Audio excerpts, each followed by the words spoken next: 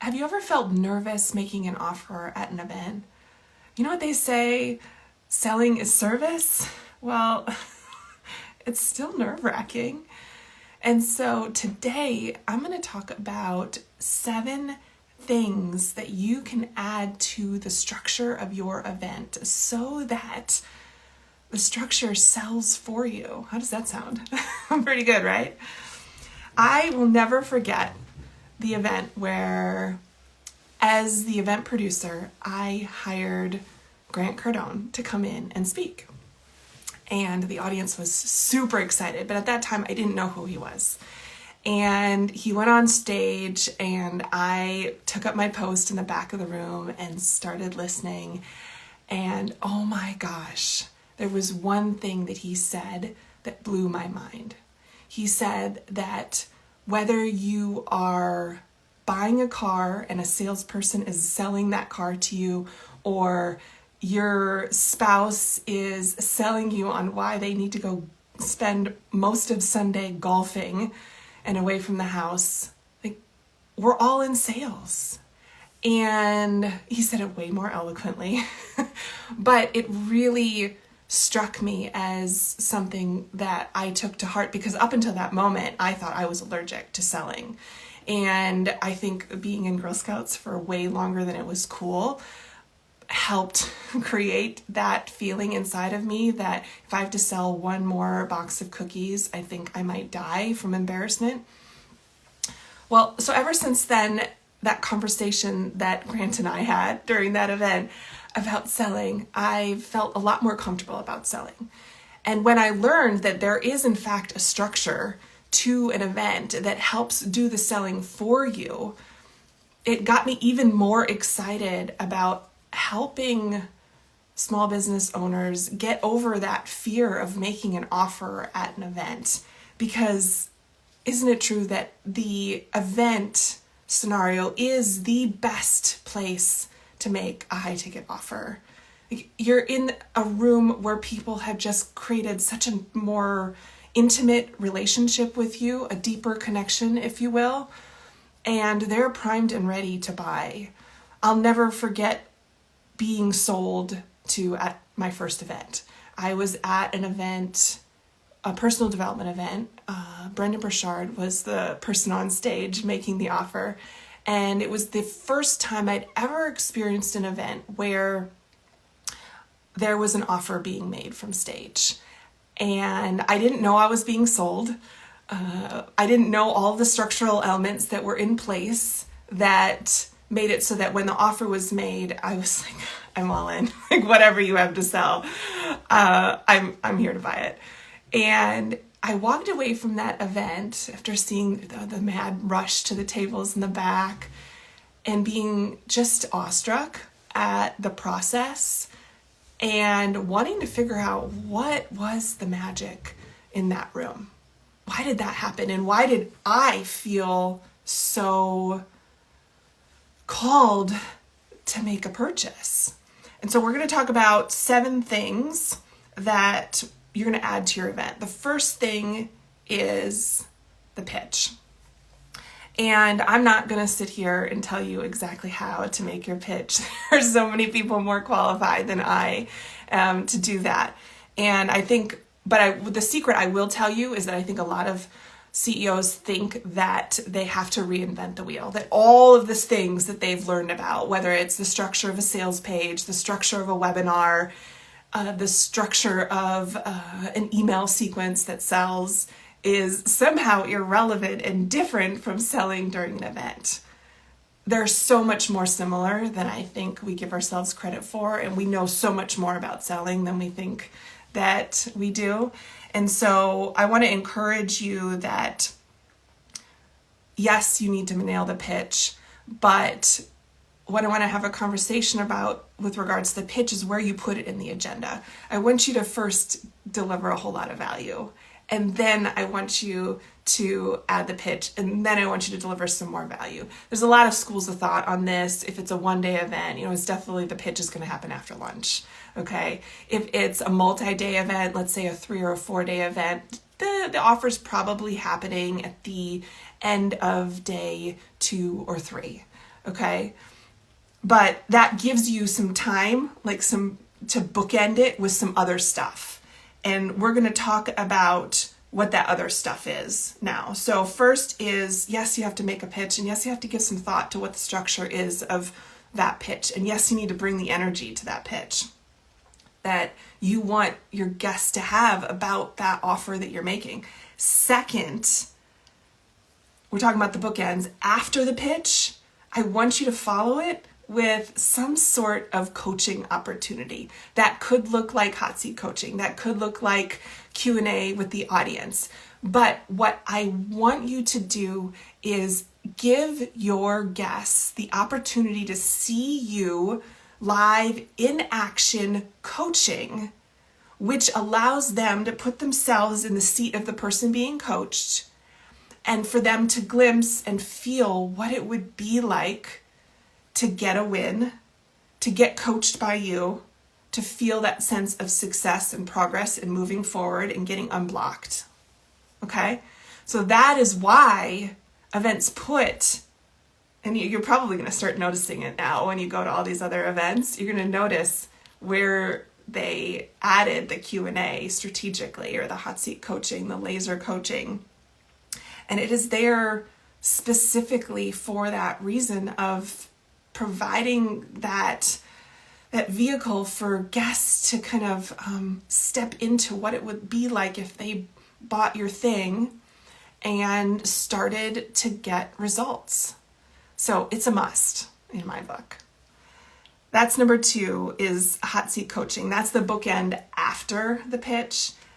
Now, if we want to go to the bookend before the pitch, that's testimonials. And there's lots of different ways to do that. So I've seen it where perhaps other presenters are there at the event that day and they just share why the host of the event is amazing and what they've done to change their life and business. I've seen it where throughout the event, the day leading up to the pitch, there's 5-minute segments where a guest from the audience who's already in the program will come up on stage and just share what it's meant to them and perhaps the biggest nugget of wisdom that they've gotten, or what's working now, or a little bit of their journey. That's so good. Another magical testimonial way of doing testimonials, and this takes a little bit of extra work, but it's so worth it, is giving away awards before you make the pitch. So you may have noticed that there's an awards ceremony at Funnel Hacking Live. Well, that awards ceremony is showcasing people who have done it, people who have invested in that next level offer at the event and have had the time to implement and do the work and have gotten results. And the audience is now sitting in the chair, looking at the stage, going, oh my gosh, I wish that was me. I wish I was the person walking across that stage, or I will be walking across that stage next time.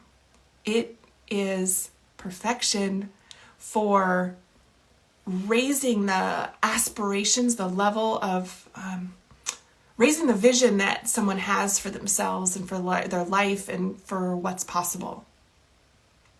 I will never, ever forget why when I was in network marketing for about a year.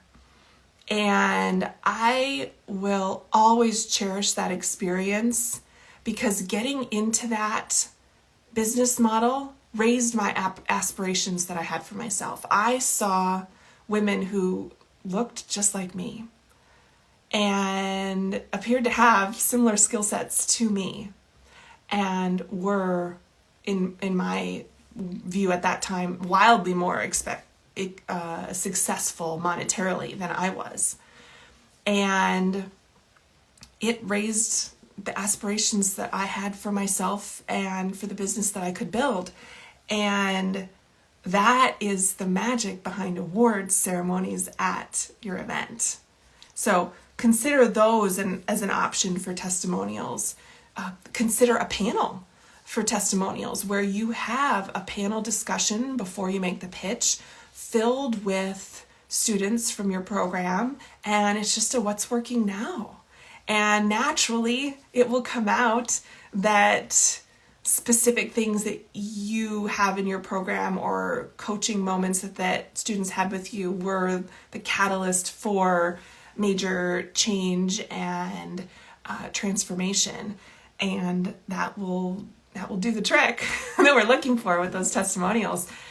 And it's a perfect bookend for before the offer. So that's number 3. So we've covered the pitch, number 1, number 2, hot seat coaching, number 3, testimonials. 4 is training the walk to the back of the room. What does this mean? Well, I'm going to go back to that example with Funnel Hacking Live. So they do a charity offer early in the event where they talk about a charity that's meaningful to that business, and they invite guests in the audience to make a donation. And the process for making the donation is very similar to the process for buying the offer that will come up later in the event. So what could you do as a means to train your guests to do that proverbial walk to the back of the room? And yes, this applies to virtual events too.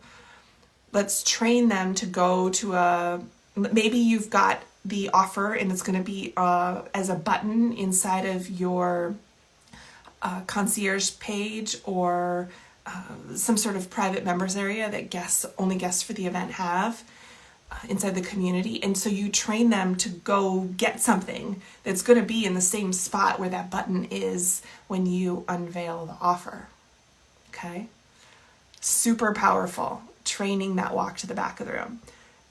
Number 5 is scarcity and urgency. So deadlines, if you will. And this is where you need to remember all of the things that you would normally do during, let's say, a 10-day cart close email sequence where you would have scarcity in there. You would have urgency. You would have deadlines. Guests need deadlines. And so some examples of what that is to create that urgency to go, like, make the decision, yes or no, am I in? Let's say on the last day, you do some sort of special VIP lunch or champagne toast, and you tell them, hey, we've got to get ready. So we need to know the numbers of people we should be expecting. So get your application in today or make the purchase by the end of the day today so that we can make space for you tomorrow.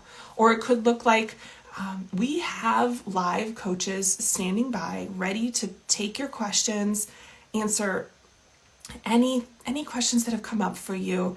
But those phone lines, that Zoom is only open until X time. So you need to make the decision to hop in there, get your questions answered.